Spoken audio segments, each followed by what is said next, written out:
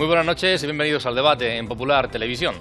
Sin que seamos conscientes de ellos, muchos de los alimentos que tomamos habitualmente llevan importantes cantidades en exceso de azúcar, de sal o de grasas que se les añade y que, teniendo en cuenta además el sedentarismo en el que estamos instalados y que en muchos casos crean adicción, provocan o agravan problemas de salud importantes que tienen que ver con el ámbito cardiovascular, el riñón o también incluso oncológico.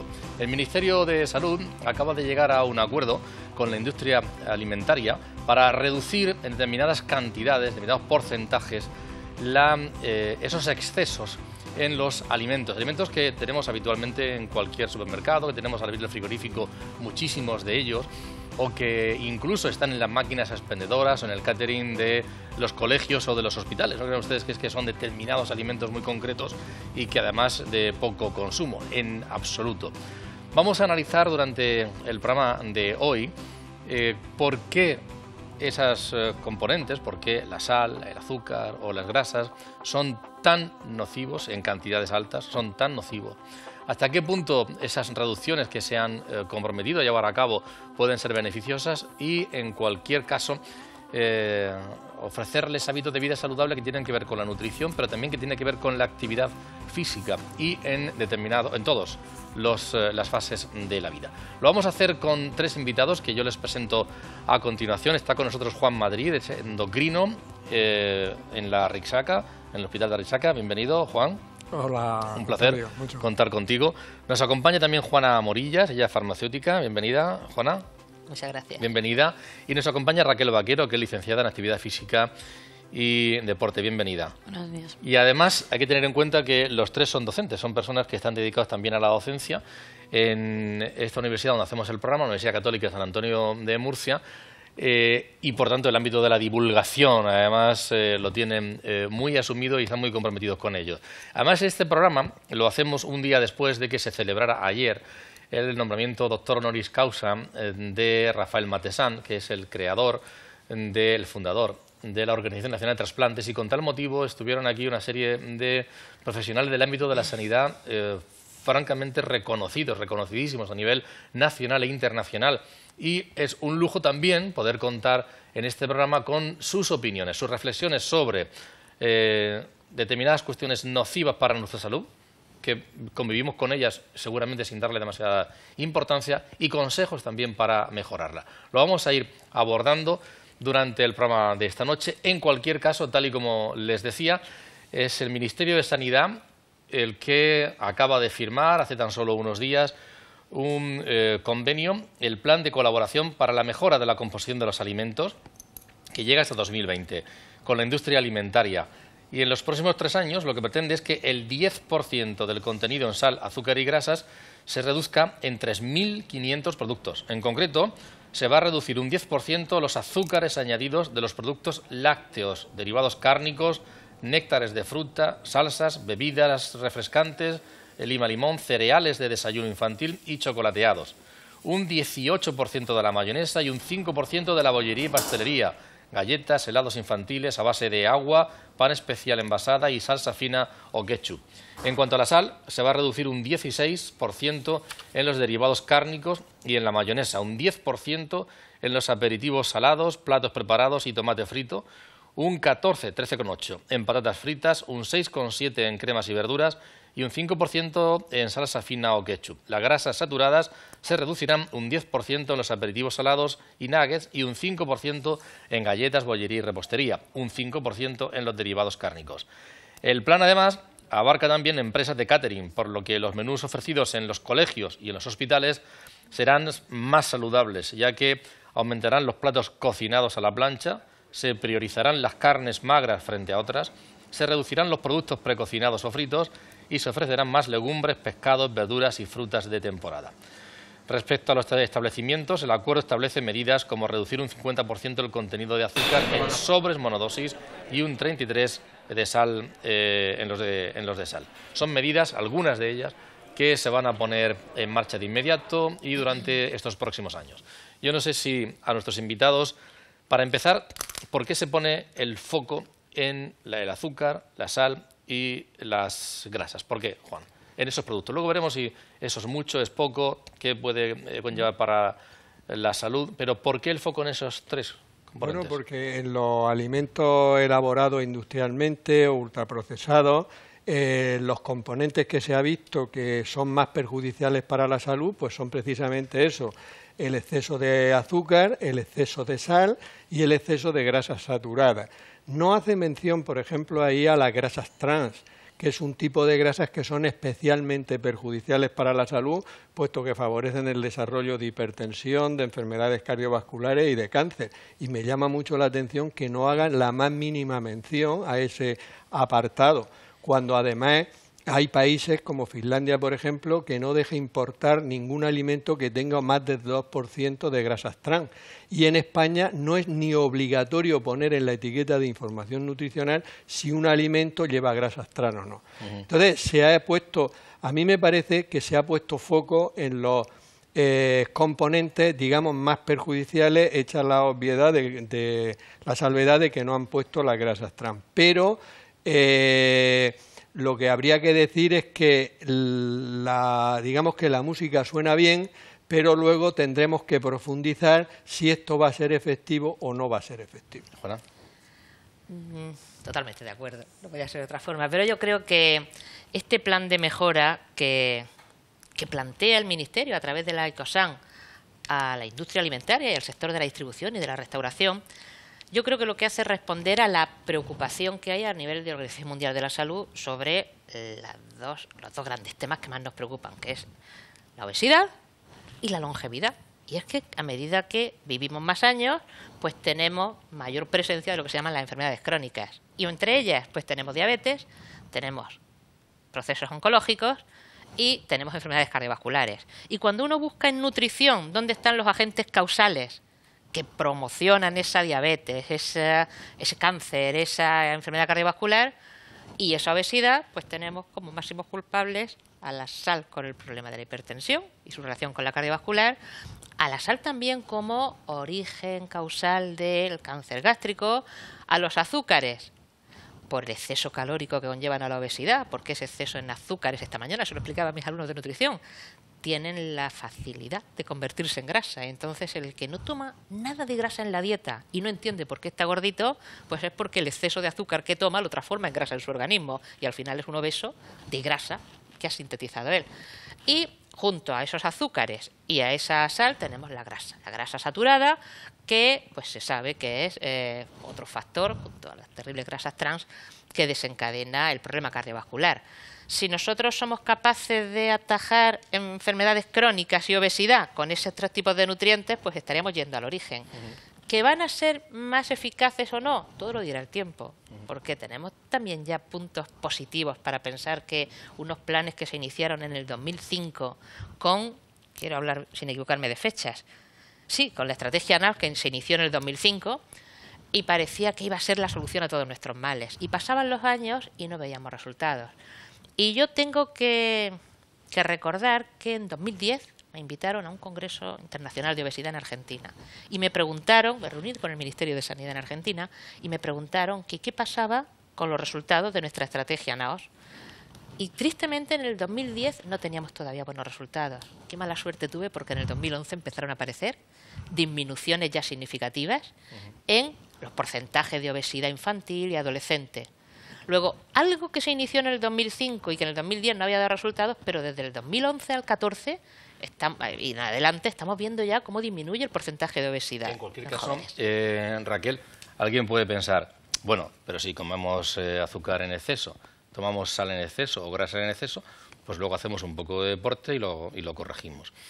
Yo no sé si eso vale o no vale, o en cualquier caso hay que llevar las dos cosas para adelante. Vale entre comillas. Al final, como bien comentas, tiene que ser una simbiosis de ambas cuestiones. Además, nos encontramos que igual que cada vez pues, se consumen alimentos con más cantidad de sal, de azúcar, y por eso viene este plan, también cada vez hacemos menos actividad física, que sería, pues al final, como bien dices, si quisiéramos compensar, tendrían que ir aumentando los niveles de actividad física. Y nos encontramos que cada vez menos gente cumple esos niveles de actividad física que hacen falta para poder estar por lo menos sano. Entonces, el problema viene un poco por ambas partes y esto deriva, como bien comentaba Juana, en obesidad, en diabetes, en hipertensión y un montón de enfermedades que cada vez como vivimos más, pues están apareciendo en un mayor porcentaje en la población. Y vamos a hablar del azúcar. Juan, nos hemos ido a la Gastrolab de la universidad, algo que conoce bien Juana Morilla, solo el azúcar, y nos han hecho ahí una pequeña demostración, una estudiante del grado en nutrición. Vamos a ver lo que nos dice. Aquí tengo una bebida tipo cola, con gas, carbonatada, de 330 mililitros, que equivaldría aproximadamente a unos 6 terrones de azúcar, que aquí los tenemos, y a unos 36 gramos de azúcar. Eso, si contamos con que vamos a seguir tomando azúcar al cabo del día, pues ya es mucha azúcar, muchísima. De hecho, es casi el tope de azúcar. Además, cuando tomamos este tipo de bebidas, solemos hacerlo con hamburguesas que llevan azúcar, patatas fritas que además de la grasa también llevan un poquito de azúcar. Cuando alguien ve 0%, pues se cree que ya no tiene grasa o que ya no tiene azúcar. Y sí que suele llevar azúcar, lo que pasa es que a lo mejor han bajado un poco el porcentaje. ¿De grasa o de azúcar? Siempre juegan con eso. Si bajan la grasa, probablemente suban el azúcar. Y si bajan el azúcar, probablemente suba la grasa. ¿Por qué? Porque si no, el alimento no tiene palatabilidad, que es al final lo que busca el cliente, el consumidor. Este es un zumo de frutas de los que podemos encontrar en cualquier centro comercial, concretamente con leche. Suelen ser altos en azúcar y nuestros niños suelen merendarlos o almorzarlos e incluso desayunarlos. Bueno, pues la comparación es que tiene unos 7,7 y un poquito más de azúcar. Es mucho, porque no solamente se va a tomar el zumo al cabo del día, incluso puede que se tome 2, más luego a lo mejor la galleta, el trocito de chocolate, el trocito de pan que lleva azúcar porque es un bollito y además lleva chocolate. Además, también habría que preguntarse cuánta gente coge el zumo y mira el azúcar que lleva. Y luego si sabe relacionar, por ejemplo, ese zumo, ese azúcar, ¿cuántos terrones son? Francamente ilustrativo. Sí, y además esto, vamos a ver, si uno... Eso es así, Juan, ¿no? No, claro que es así. Quiero decir que... No, que es así de claro. De hecho, los estudios dicen que deberíamos de tomar un adulto como máximo 50 gramos de azúcares añadidos al día. Máximo. Sería mejor tomar por debajo de 25, ¿vale? Pues tú fíjate, digamos, un desayuno estándar que hacen los niños, que ya tendrían que tomar como máximo 25 gramos de azúcar al día. Tú fíjate, un día las cuentas, ¿vale? Una persona se toma un vaso de leche, le pone azúcar, 10 gramos, le pone un preparado de cacao soluble, Colacao, Nesquik, etcétera, 10 gramos más de azúcar lleva. Y luego toma unos cereales que ninguno los toma integrales sin azúcar añadido, sino toman los que les gustan, los que llevan azúcar, los que llevan chocolate, etcétera. Otros 10 gramos de azúcar. Añadido, estamos haciendo de azúcar que hemos añadido nosotros a los alimentos. No lo tiene el alimento en sí, sino que se lo hemos añadido nosotros, ¿no? Entonces estamos hablando de 30 gramos en el desayuno. Ese desayuno, en un mes, ese niño se ha tomado 900 gramos de azúcar del azucarero. En un año se ha tomado 11 kilos prácticamente de azúcar del azucarero en el desayuno. Se ha tomado un carretón de azúcar en el desayuno, sin contar el resto. Entonces, cuando bajemos el 10%, cuéntame la película. De 11 kilos no hemos ido a 10 kilos en el desayuno de un año. Y en la alimentación hay que verlo siempre en la perspectiva del tiempo, no un día. Un día no tiene valor lo que hagamos. Es el tiempo. Entonces, imagínate que bajamos el 10% el contenido de azúcar de los alimentos y le estamos echando eso. En vez de tomarnos en el desayuno en un año 11 kilos, nos hemos tomado 10 kilos. ¿Juana? Un desastre. Sí, de todas formas, tenemos que hacer todo nuestro esfuerzo en disminuir y hasta que llegue el momento de eliminar azúcares añadidos. Es decir, tenemos que saber que los azúcares están formando parte de la composición normal, natural de los alimentos.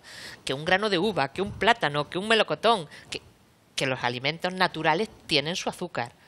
¿Dónde está el peligro? Pues que sobre ese azúcar, que es el que tienen los alimentos y es el que nosotros metabólicamente podríamos utilizar de maravilla, le estamos añadiendo una cantidad de azúcar extra que nuestro organismo, como no lo quema porque no hacemos todo el deporte que deberíamos, pues al no quemarlo, ese azúcar extra es el que se transforma en grasa. ¿Y quién lo transforma en grasa? Pues curiosamente no la persona que está en normopeso. También era la casualidad que lo explicaba esta mañana en clase. Es decir, la persona que está en su peso adecuado, ese azúcar que consume, pues lo quema o lo acumula como glucógeno. Pero el gordito, la persona que tiene un exceso de peso, esas calorías que le sobran las utiliza en transformar el azúcar en grasa, porque esa transformación es energéticamente costosa. Pero como el gordito tiene energía de sobra, coge esa energía que le sobra para transformar el azúcar en grasa, y ahí es donde está el problema ya viciado. Es decir, mucho azúcar, mucha grasa, mucha enfermedad cardiovascular. Y estamos hablando, ha puesto de ejemplo de los niños, también ha dicho Juan. ¿Hay una actividad física que sea recomendable en un niño por encima de otra edad? ¿El que salgan al recreo a jugar es suficiente? ¿Debería ser complementario? ¿Hay alguna actividad física o algunos niveles que sean positivos para poder ir quemando esos azúcares? Sí, los niños deberían de hacer como mínimo 1 hora de ejercicio físico al día. Y hay un pero, y es que tiene que ser con intensidad moderada, es decir, tiene que ser una intensidad suficiente como para que el niño le fatigue a nivel cardiorrespiratorio, que tenga, por ejemplo, que respirar a una mayor frecuencia porque necesita oxígeno. ¿Qué sucede? Que nos encontramos que actualmente los niños ya casi no juegan en la calle, porque antes llegar 1 hora de actividad física al día era sencillo, pero ahora ya no juegan en la calle, y en los colegios tienen 2 horas de actividad física a la semana. Si quitamos el tiempo que tardan en bajar del patio, el tiempo que se tarda en preparar material y el tiempo después para que se cambien, para que lleguen a la siguiente clase, claro, solo nos cuenta en esta hora los periodos en los que realmente estoy fatigando mi sistema cardiorrespiratorio. Y además tiene un pero, y es que tiene que ser en intervalos de como mínimo 10 minutos para que tenga unos efectos saludables.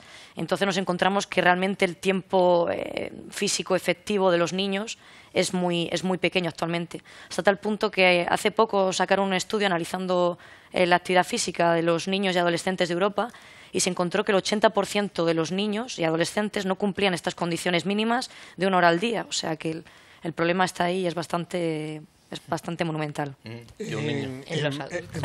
En Molina hicimos un estudio con el Ayuntamiento de Molina, que luego le dieron un premio que se llamaba el Estudio 5-10, porque eran niños y niñas de 5 a 10 años, y se cogieron niños que tenían, había un grupo control, había 125 niños con sobrepeso, con obesidad, y 25 de control.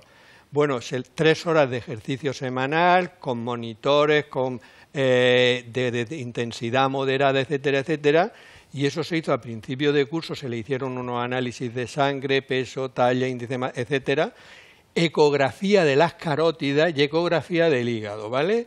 Bueno, es para asustarse, porque al principio de curso, cuando se hizo el estudio, había, hablo de memoria, pero un 20 y tantos, 30 y tantos % de niños que, si no se les podría definir como que tenían un hígado graso, sí tenían alteraciones que ya lo detectaba la ecografía, que en poco tiempo tendrían un hígado graso, ¿vale?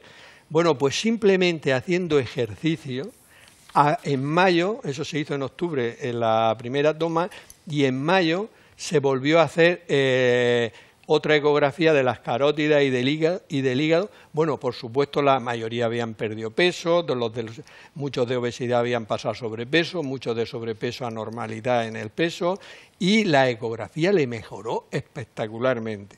Entonces, lo que hay que tener claro es que si el ejercicio es importante para la salud, es importante para el desarrollo cerebral del niño, que aumenta la memoria, la inteligencia, la capacidad de aprendizaje. Yo llevo mucho tiempo diciendo que lo que hay que quitarle es 1 hora de clases teóricas y ponerlo 1 hora a hacer ejercicio físico. Y para que no se molesten ni los que dan matemáticas, ni física, ni historia, 10 minutos a cada clase. Porque ¿de qué queremos niños que sepan mucho de todo y estén enfermos? ¿Estás de acuerdo con eso, no? Hombre, por supuesto. Sí. Juana, decía. Pero no solo en los niños, cuando decías tiene que ser una actividad moderada. A mí siempre esto me trae a la memoria cuando amigas y conocidos, oye, vamos a salir a andar un ratito esta tarde y hacemos algo de deporte. Y cuando salir a andar, me pongo, por ejemplo, soy la primera, con mis amigas, y hacemos el malecón, y en el malecón te vas parando porque te encuentras con fulano que conoces, porque el perrito se ha parado de laguna, y al final digo, pero si no nos hemos agotado la lengua de hablar entre nosotras. El ejercicio físico que no suponga esa sensación de jadear, de decir que voy andando y me voy cansando hasta el punto de que no puedo hablar, hasta que no se llega a ese extremo, no vale de nada. Porque yo a los alumnos nuestros les digo en nutrición, la persona que sale a andar Si va andando a un ritmo que no se cansa, no. El ritmo es el que pienses que te van a quitar la cartera al que viene de atrás y que diga, voy a andar rapidito a ver si no me pilla. Eso cuando terminas dices, me estoy cansando, me falta el aliento, ya estás casi forzando al sistema circulatorio. Estoy de acuerdo regular, porque, por ejemplo, hay una cosa que se llama el gasto calórico no relacionado con el ejercicio físico. Y entonces el NEAT que llaman, entonces ese gasto calórico que no es necesario, que es bajar la escalera, ir ahí, volver, tal, todo eso implica un gasto calórico bastante importante. Y yo, por ejemplo, recuerdo el caso en la consulta, que lo he contado alguna vez, de una chica de 30 años que me viene a la consulta y me dice, yo vengo, porque le preguntas por qué viene, y dice, yo vengo porque he ganado 8 kilos en un curso, 8 kilos en un curso. Y entonces, pues yo le hago la historia clínica, la exploración, una chica come estupendamente, no tiene ningún problema, y le digo, ¿qué ha cambiado en tu vida? Y ella me dice, en mi vida no ha cambiado nada. Y entonces yo le dije, mira, en tu vida ha cambiado algo. El problema que tenemos es que ni tú ni yo sabemos qué, pero algo ha cambiado, porque nadie gana 8 kilos en un curso. Bueno, después de mucho hablar, esta chica tiene un hijo de 5 años, a la cual ella lleva al colegio y lo trae, lo lleva y lo trae. Y anda más de 1 hora al día.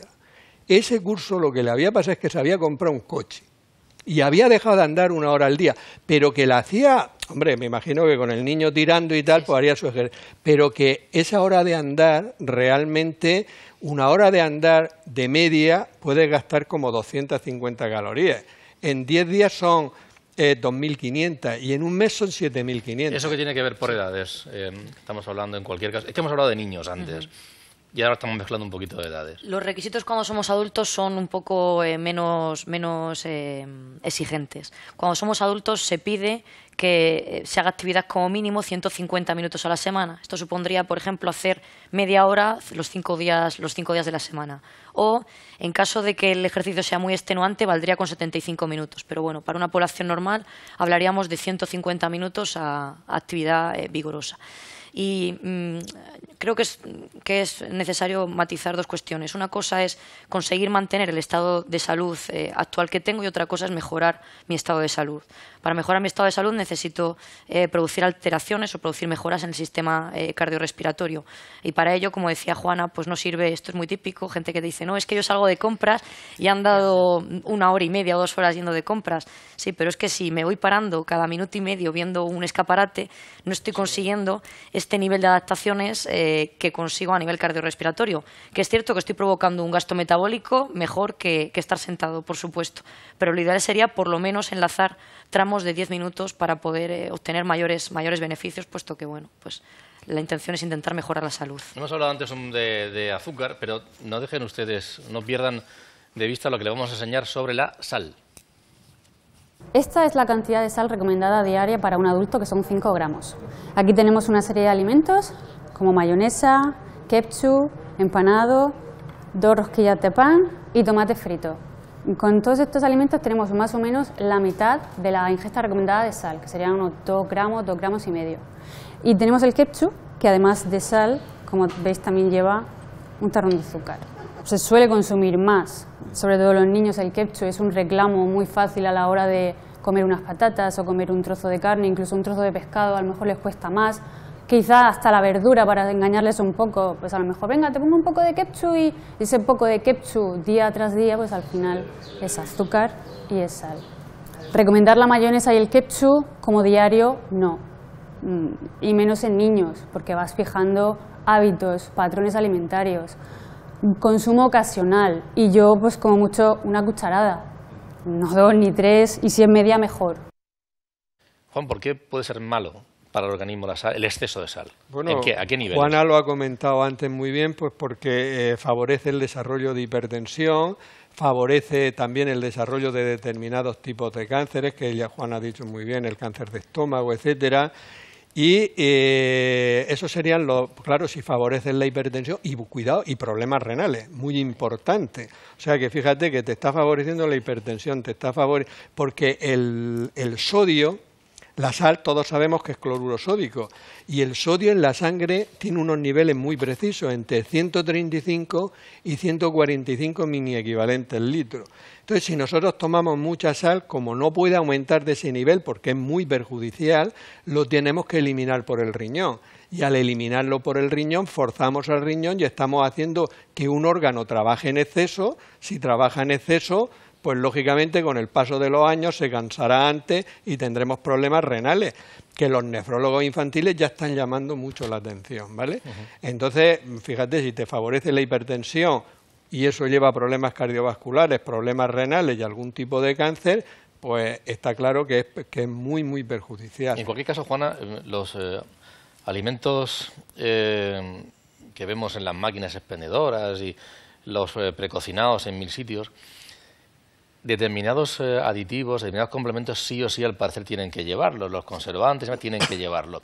No sé si eso es obligatorio, si al final es ponerles excesos para potenciar el consumo y la adicción. ¿Dónde está al final el juego de los aditivos que llevan los componentes? Se adiciona o bien para dar sabor, y no podemos pensar en un jamón serrano que no se haya curado con sal, entonces necesitamos la sal tecnológicamente para elaborar ese producto.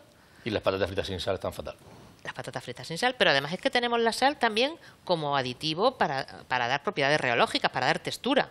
Entonces, no podemos concebir elaborar un salazón, que en Murcia somos tan forofos de nuestros salazones, sin adicionarle sal. No podemos pensar en un jamón serrano sin sal. Luego hay sal que no se puede evitar en la tecnología alimentaria para determinados productos que lleguen a ser consumidos. Pero la sal que sí que podemos evitar es la que se adiciona como saborizante, para dar ese sabor salado.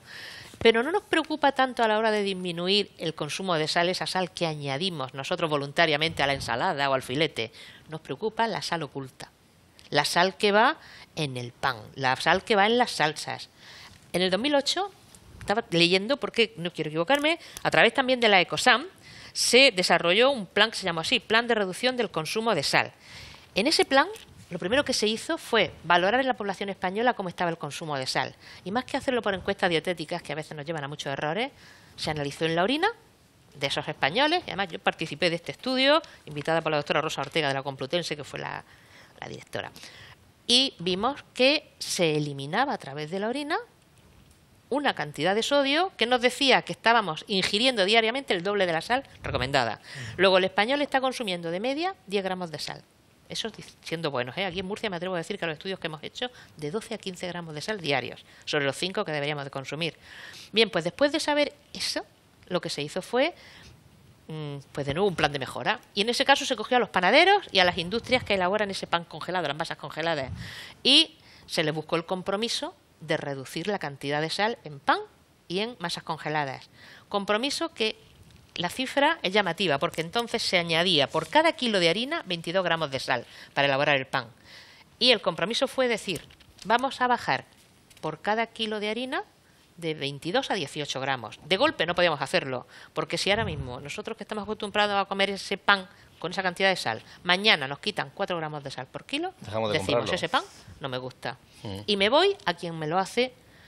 Pero como esto fue con los panaderos tradicionales, es decir, esto no fue con la industria alimentaria multinacionales, este acuerdo, y se cumplió, al cabo de los 4 años, en toda España se está fabricando hoy un pan que es el que tiene menor contenido en sal de toda la Comunidad Europea. Has dicho muy bien, perdona, has dicho muy bien una cosa. Esto fue un plan con los panaderos españoles y que se firmó y tal, y ha dado buenos resultados. Pero tú fíjate, por ejemplo, hay alimentos, es que es alucinante. Yo recogí una vez uno que son las pipas Mr. Conos, no, palomitas, las Mr. Conos super palomitas que pone al punto de sal. Lo ponen ellos, al punto de sal. Esto está copiado de ellos. Bueno, pues una manera que tienen de engañarnos, porque a las cosas hay que decirlas claramente. Como decía antes, la sal es cloruro sódico, pero en la etiqueta de información nutricional a veces te pone sal. Y entonces si te pone sal 2 gramos, pues tú sabes que lleva 2 gramos de sal, ¿correcto? Pero en las palomitas, estas superconos, no pone sal, pone sodio. Y entonces resulta que estas palomitas llevan por 100 gramos, 2,9 gramos de sodio. Pero 2,4 gramos de sodio equivalen a 6 gramos de sal. Es decir, que estas palomitas llevan más de 7 gramos de sal por 100 gramos. Y otro dato, otro alimento, porque es que yo a lo que voy es que todas estas leyes o todos estos convenios están muy bien, pero la idea que una persona tiene que sacar es que si se quiere alimentar bien, cuantos menos productos elaborados y procesados y ultraprocesados coma, es mucho mejor. Porque ¿quién no ha cenado unas pechugas de pavo? De mal llamadas pechugas de pavo, porque te pone en el centro, te pone del envase este de plastiquillo, te pone pechuga de pavo. Y luego aquí te pone ingredientes y te pone pechuga de pavo 60% o 66%. El resto son otras cosas. ¿Quién no ha tomado eso? Porque tienen muy poquitas calorías, unas 80-85 calorías en los 100 gramos. La gente quiere cuidarse, pon por la noche su pechuga de pavo. 2 gramos de sal en los 100 gramos. Y lleva, en fin, quiero decir que aunque todo esto se hable y todo esto está muy bien hacerlo, realmente la idea es que no hay que comer, o hay que comer los menos productos ultraprocesados. Mira, te voy a contar la experiencia. Juan, un momentillo. Vamos a ver una cosa, porque vamos a ir salpicando con algunas declaraciones, algunos testimonios. Yo decía que aprovechando ayer la jornada de la honoris causa, en la Universidad Católica pues se congregaron algunos de los expertos en el ámbito de la salud, algunos de prestigio internacional, como por ejemplo el propio honoris causa, Rafael Matesam, nefrólogo, ¿no, Juan? Es nefrólogo, es el creador de la Organización Nacional de Trasplantes y, bueno, y si no, la laudatio, ¿no?, que la pronunció Juan Carlos Ispizúa, catedrático de Biología del Desarrollo también de la universidad, es director del Instituto Sol de la Joya en Estados Unidos, en California, y les preguntamos también eso de la alimentación y el sedentarismo, pues ¿qué destacarían ellos de estas cuestiones? Vamos a escucharles. Muchas de las enfermedades que condicionan la necesidad de trasplantes están muy asociados a los malos hábitos de vida. Pues, por ejemplo, las dos grandes pandemias del siglo XXI son la diabetes, la obesidad, la hipertensión. Están asociados a una mala dieta, a un exceso de calorías, a un exceso de sal. Y, evidentemente, si todo eso se consiguiera controlar y se consiguiera controlar el tabaco, pues las necesidades, todas las enfermedades de arteriosclerosis y similares disminuirían sensiblemente y la necesidad de trasplantes, especialmente del renal y también del cardíaco, también caería de una gran manera. Lo que pasa es que es muy complicado cambiar ese tipo de hábitos, pero hacia eso debemos tender. La medicina moderna ha conseguido, la verdad es que prolongar los años y prolongar sobre todo la calidad de esos años de vida. Lo que pasa es que los grandes avances no son los que la gente interpreta, no son las grandes cirugías ni cosas como los trasplantes. Probablemente lo que más aumentó la esperanza de vida pues fue el alcantarillado, por ejemplo, o fue el tratamiento, la asepsia en las cirugías, es decir, el hecho de lavarse las manos. Es decir, son cosas que a veces la gente no piensa en ellas, pero que los grandes avances dentro de la medicina han sido los de la salud pública, que han permitido disminuir la mortalidad en edades jóvenes. Al final, la medicina lo que hace es disminuir las muertes evitables. Toda aquella muerte que se puede evitar, pues efectivamente se evita. Al final todos nos morimos, pero lo que hay que evitar pues, es que la gente fallezca en edades tempranas, en la infancia o en la juventud, y sobre todo que muera por cosas que hoy no es admisible, pues por infecciones, por una apendicitis o por una neumonía, o por toda una serie de cosas que hace 50 años, pues evidentemente se llevaban por delante a un buen número de personas. Yo me dedico a entender cómo funcionan los genes y cómo los genes, cuando no dejan de funcionar, causan enfermedades. Y estamos empezando a entender cómo, independientemente de los genes que nos dan nuestros padres, existe un nivel más complejo de regulación de la expresión de esos genes que llamamos el epigenoma. Y uno de los factores ambientales que más alteran el epigenoma es el estrés. El estrés es causa de muchísimas enfermedades porque altera la expresión de muchos de nuestros genes. El estrés, la ansiedad, tenemos que saber aprender a cuidarlo y prevenirlo de la mejor manera que podamos cada uno de nosotros. Habla del estrés, Raquel, y precisamente la actividad física es un elemento que contrarresta de manera importante, no sé si el estrés, pero se habla muchas veces de que se liberan determinadas sustancias durante la actividad física que ayudan, francamente, a evitar el estrés, a ser un poquito, no sé si más feliz, no lo sé. Cuéntanos tú. Sí, cuando hablamos de que un individuo está sano, hablamos de tres componentes. Hablamos de su cuerpo, del componente físico, hablamos del componente mental, de cómo se encuentra en cuanto a niveles de estrés, de ansiedad, etcétera, y hablamos del componente social. Y se ha visto que el ejercicio físico ayuda a mejorar los tres componentes que forman la salud. Es decir, no solo me ayuda a que mi cuerpo esté más sano, sino que también me ayuda a que mi cerebro se encuentre mejor y disminuye los niveles de ansiedad, disminuye el estrés y disminuye pues todas las pandemias que tenemos a nivel psicológico también en el siglo en el que estamos. Y a nivel social también se ha visto que mejora las relaciones sociales, ayuda a hacer amigos y de hecho la razón social es una de los principales motivos por los que la gente a partir de los 45 años practica deporte, por el hecho de poder estar con otra gente fuera del ámbito del trabajo y poder pues expandirse un poco. Eso de las endorfinas es algo que es cierto, ¿no? Sí, completamente. Además está muy demostrado. Ajá. Bien, también hemos cogido opiniones al respecto sobre hábitos de vida saludable y las consecuencias de no tenerla a Pablo Ramírez, que es el coordinador regional de trasplantes aquí en Murcia. José María Campistol también es nefrólogo, seguramente uno de los más prestigiosos en nuestro país, el director del Hospital Clínic de Barcelona, y a Tomás Vicente, cardiólogo del Hospital Reina Sofía, también profesor de esta universidad, estaba en alguna ocasión en esta tertulia. Vamos a escucharles. La diabetes y la hipertensión son las causas principales de enfermedades renales y, como usted muy bien dice, una vida realmente poco saludable con la hipertensión, con la diabetes, con el colesterol, con el tabaco, influyen a nivel general e influyen de manera muy importante a nivel renal. Y de hecho está claramente demostrado que el tabaco, por ejemplo, o la hipercolesterolemia, que se asocia poco, tiene un papel importantísimo en las enfermedades renales. Por lo tanto, la vida saludable es básica para todos nosotros, no solamente a nivel cardiocirculatorio y a nivel oncológico, sino también a nivel renal. Las consecuencias de una mala alimentación empiezan desde que nace, ¿no? Entonces vemos en gente muy joven ya estrías de grasa en las arterias.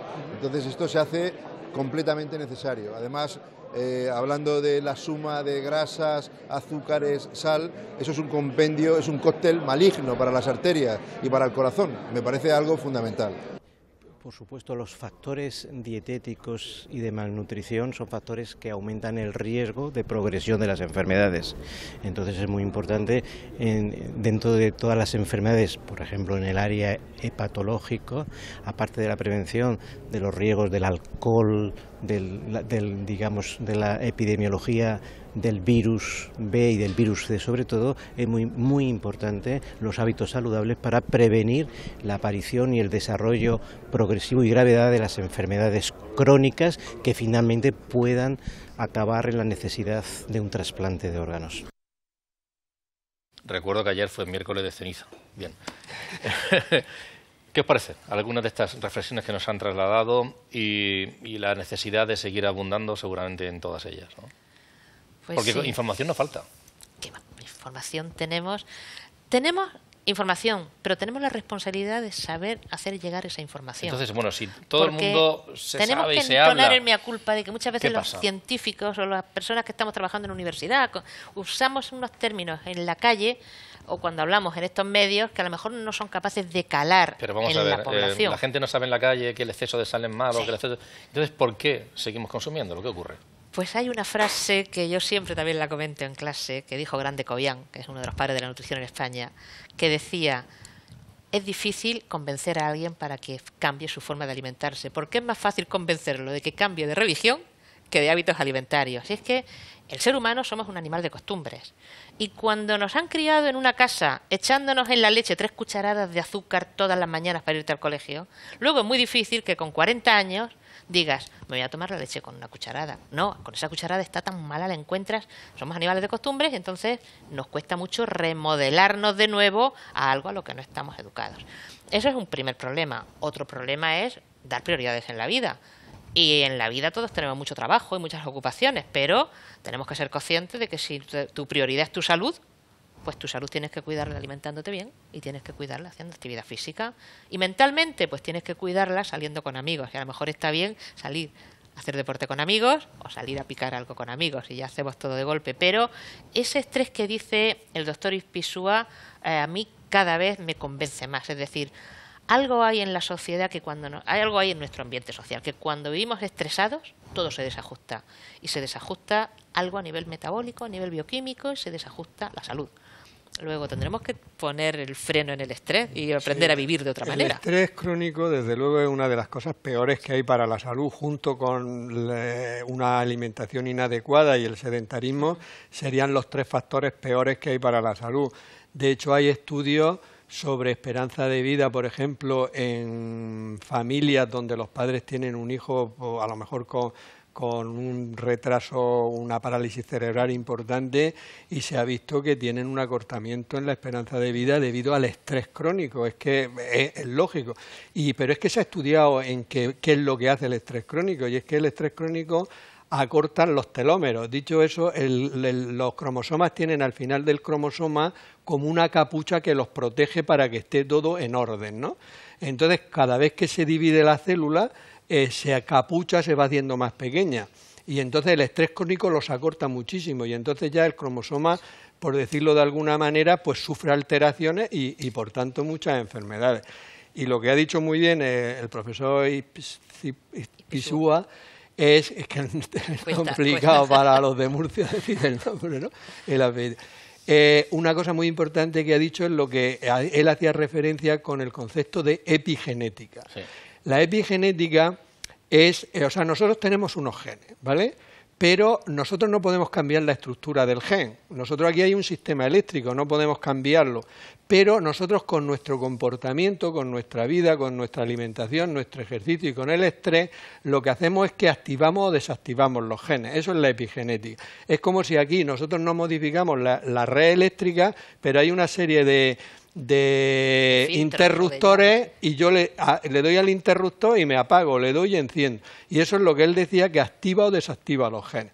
Y eso es lo que se ha visto, porque la herencia es muy importante, pero lo que hoy en día sabemos es que nuestro modelo de lo que nosotros hacemos en la vida influye sobre los genes, activándolos o desactivándolos. Y eso es lo que se conoce con el nombre de epigenética. Y es vital para mantener bien la salud. Sí. El problema que tiene el estrés, hay un dato muy curioso, que es que cuando se pregunta a los españoles por qué no practican actividad física, ¿no? Como decías, al final son cosas que sabemos, pues vamos a buscar los motivos del por qué no.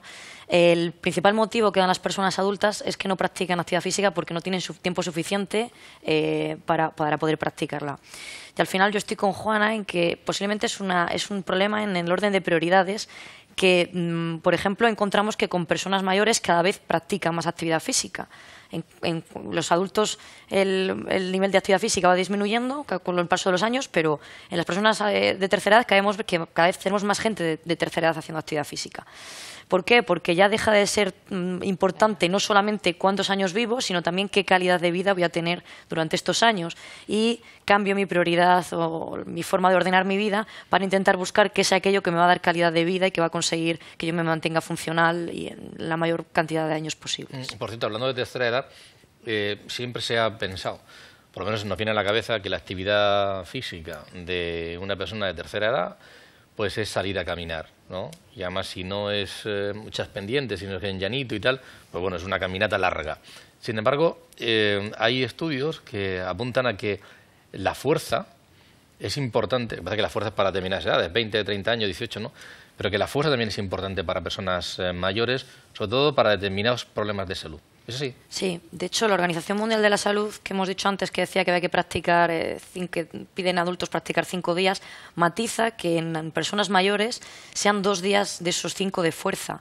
¿Por qué? Porque tiene una serie de beneficios el trabajo de fuerza diferentes a los que tiene, como comentas, pues simplemente andar.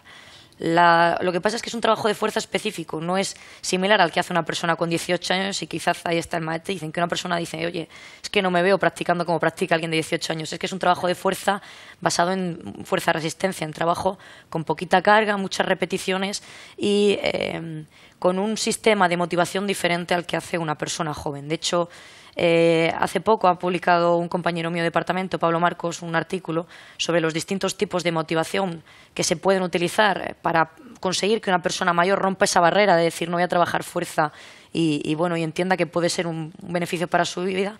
Y se ha visto que hay ciertas motivaciones, como es, por ejemplo, pues verle las mejoras que va consiguiendo, explicarle cómo eso va llevando. Sobre todo se ha encontrado muchos beneficios sobre la disminución de la hipertensión, de la diabetes. Entonces son enfermedades que a la persona mayor en muchas ocasiones le preocupa porque la tiene o porque gente de su entorno la tiene y desea evitarla. Y han encontrado cómo trabajar la fuerza de resistencia con una motivación muy hacia la salud puede mejorar la disminución de esas enfermedades. Estamos hablando también de problemas óseos y musculares, ¿no? En cuanto a la fuerza. Sí. Osteoporosis y demás. También, claro, por supuesto. La osteoporosis es sobre todo en mujeres, mejora mucho con el trabajo de fuerza. De hecho, es que prácticamente no mejora, mejora, claro, volvemos a lo mismo, mejor que estar sentado en un sofá, por supuesto, pero mejora exponencialmente con el trabajo de fuerza mucho más que con el trabajo de resistencia aeróbico, que sería salir a andar 1 hora. Es mejor media hora o 20 minutos de sesión de fuerza para prevenir la osteoporosis o para mejorar. Al final la osteoporosis no se mejora, se reduce su incidencia, pero bueno, es mejor el trabajo de fuerza que salir a andar, por ejemplo. Pero hay por ejemplo, es que me acordaba ahora al hablar de la fuerza, ¿cuándo se empezó a saber que el ejercicio era bueno para la salud? Bueno, pues igual que el tabaco se sabe que es malo para la salud desde los años 50... No hemos hablado de tabaco ni de alcohol porque lo damos ya por... pero quiero decir que lo del tabaco parece mentira, pero fue en los años 50 cuando se empezó a hablar de lo perjudicial que era, ¿no?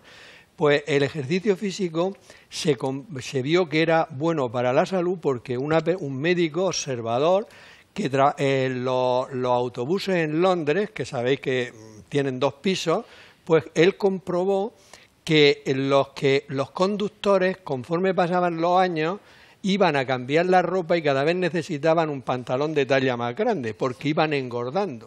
Y sin embargo, los cobradores que subían y bajaban, no les pasaba, para que veáis hasta qué punto pequeñas cantidades repetidas.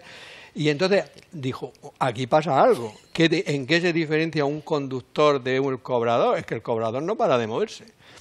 Y luego ya a partir de eso, ese mismo médico u otro empezaron a hacer estudios en las oficinas con las personas en oficinas que se movían poco, ¿no? Y entonces a partir de ahí se vio que el oficinista que no hacía ejercicio, pues luego tenía mucho más obesidad y como consecuencia de la obesidad, pues más diabetes, más hipertensión y más riesgo cardiovascular. O sea, así fue como se empezó a darse cuenta de la importancia del ejercicio. Y fíjate si es importante.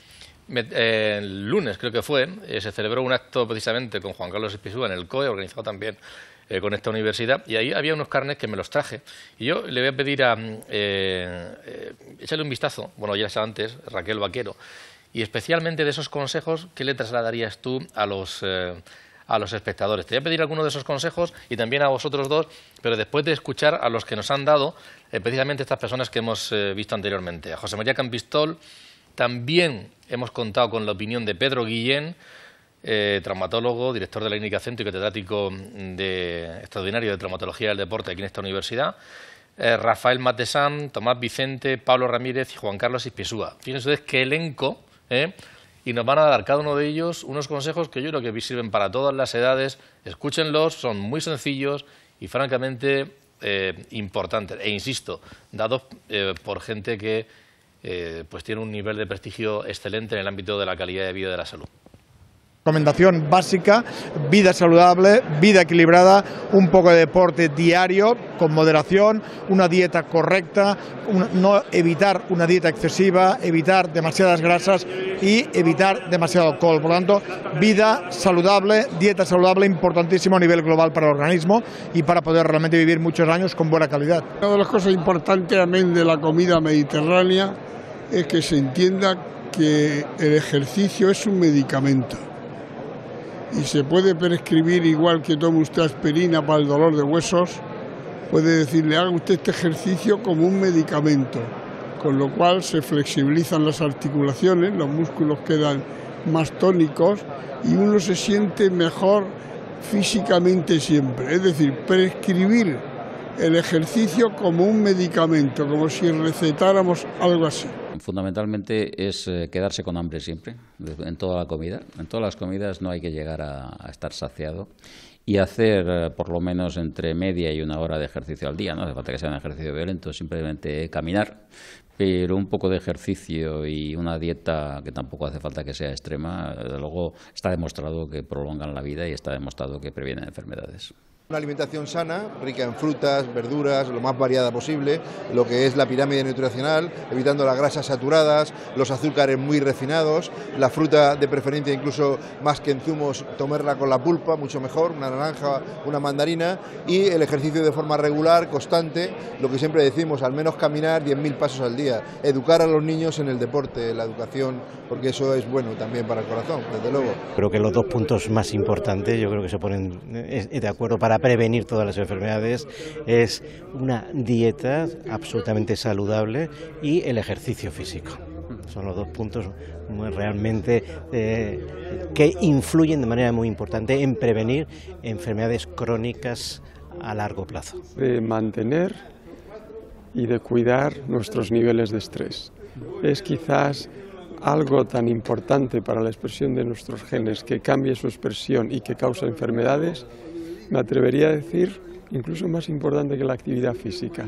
Así que cuidemos nuestro estrés de la mejor manera que sepamos y podamos. Es un lujo de expertos que cada uno de ellos les traslada una opinión. La verdad es que es fantástico. Y vamos a terminar con los invitados.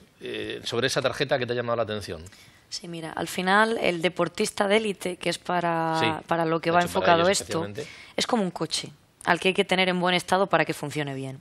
Entonces, el pilar es que duerman bien, que coman lo que necesitan y de una forma equilibrada, basado en un consumo de frutas, verduras y productos en base a la pirámide nutricional, y a partir de ahí entrenar y competir de una forma correcta. Pero sin dormir bien ni comer bien no se va a poder llegar a ese rendimiento deportivo.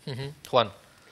Bueno, el profesor Guillén ha hecho que hemos hablado aquí mucho de dieta y no hemos dicho la famosa palabra, dieta mediterránea. Es verdad, es verdad. Porque es muy importante que todo el mundo habla de ella y casi nadie la hace, porque la dieta mediterránea está basada fundamentalmente en un consumo de fruta importante, de verdura importante, de legumbre, de pescado, poca carne y poca sal, utilizando mucho el ajo, la cebolla y otras especies, y eso es la dieta mediterránea.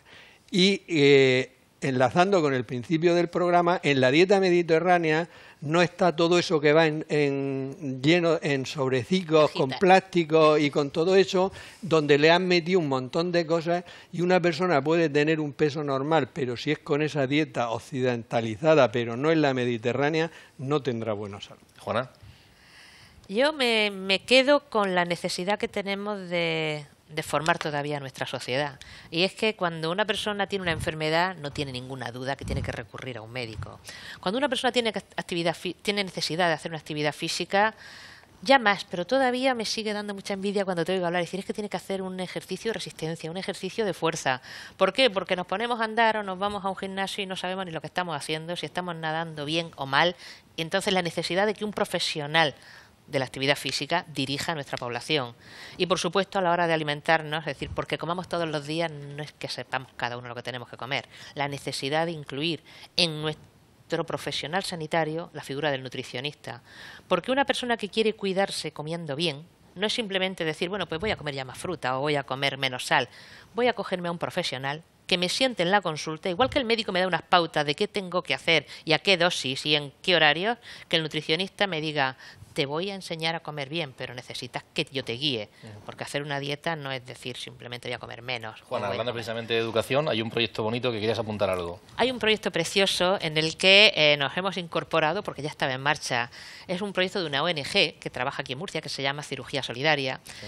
Y en ese proyecto, pues los cirujanos que se van y operan a Senegal, pues creo que una vez o dos veces al año, y hacen cirugías.